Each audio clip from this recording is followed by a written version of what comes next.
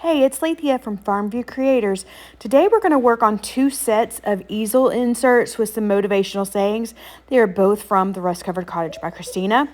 So I am getting all of my pieces on a sticky board, the little accent shapes.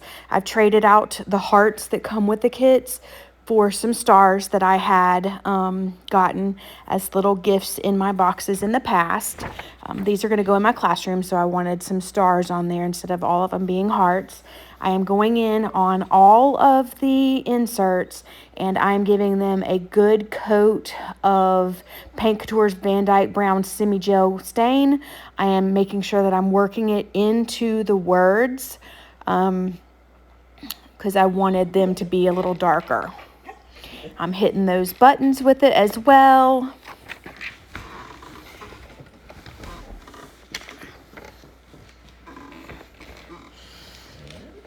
And once I have all 6 of the pieces stained, I'm going to give them a good dry. These come in 2 sets of 3. So the first set is called the Inspired Trio, and the second set is the True to You Easel Insert Trio pack.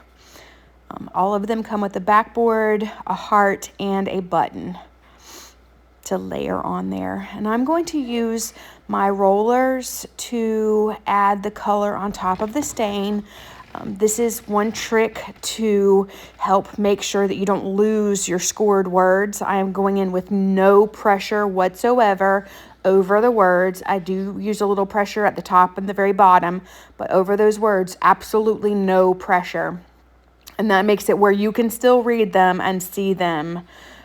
If you use a brush, a lot of times they will get filled in with the paint and you lose your words. And that's the focal point of this set. So I wanted to make sure that I did not lose my words. I am going to go ahead and sponge some of that color, which is Angel Eyes. It's a mineral acrylic from Paint Couture, onto the 2 stars. And then I'm going to trade out my sponge and go in with Vintage Moss. I've not used this color before, and I love how it turned out. It kind of spilled onto my parchment, but don't worry. I scooped up and put back as much as I could, and it went on a lot faster than the Angel Eyes. I'm not really sure what the difference was, but it just was smoother and just went on with less paint in that color. So I'm not sure. And then on my last duo, I am going to go in with Slate Blue, which is a luxe metallic. I've recently acquired several luxe metallics, so be on the lookout for more shades. This is the first one that I got, and I love this blue. It is so beautiful. And even when you put the dead flat top coat, which takes out shine, you still have that shimmer of the luxe metallic showing through, and it's just a really nice blue. And I'm going to sponge some of the accent shapes. Now I needed to kind of smooth out that second one a little bit more, so I hit it just a little bit. Then I'm giving that one a good dry, giving the other sets a good dry before I start distressing with my Debi's DIY dark wax. You know, I love this. I go around the edges of the accent pieces, the edges of the inserts, and I hit the words really well just because I want them to show up a little bit more. Anytime I got too much, I buffed it out with my hand, or I used a baby wipe to wipe it back. But I'm really into the distressed feel, so I do this a lot. And I hit all of them, and then I go in and I hit my buttons. And as I hit the buttons, I put them on my sticky boards, just in random spots where I think they're going to hold, because of course, the next step is to go in with the Paint Couture's Dead Flat top coat. This takes out that shine, also gives it a layer of protection. It does not take much, y'all. It does not take much of this.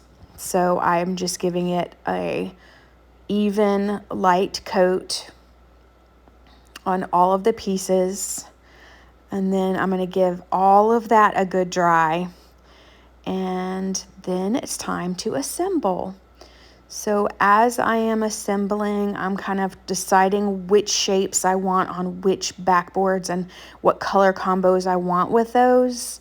I could have gone in and offset my buttons on my shapes or added a piece of jute or ribbon between the shape and the button, but I was just going for a very simple layered look for this.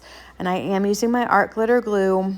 I love this glue because it does not make my fingers sticky, but it has a very strong hold, yet also has a little bit of wiggle room. So if you need to move something around a little bit, you do have time for that. And I am just getting all those, trying to tilt them in different ways. I love how they turned out. These are going to look so good in my classroom. I will switch them out every once in a while. And look how nicely it goes into that easel. So here's the first set.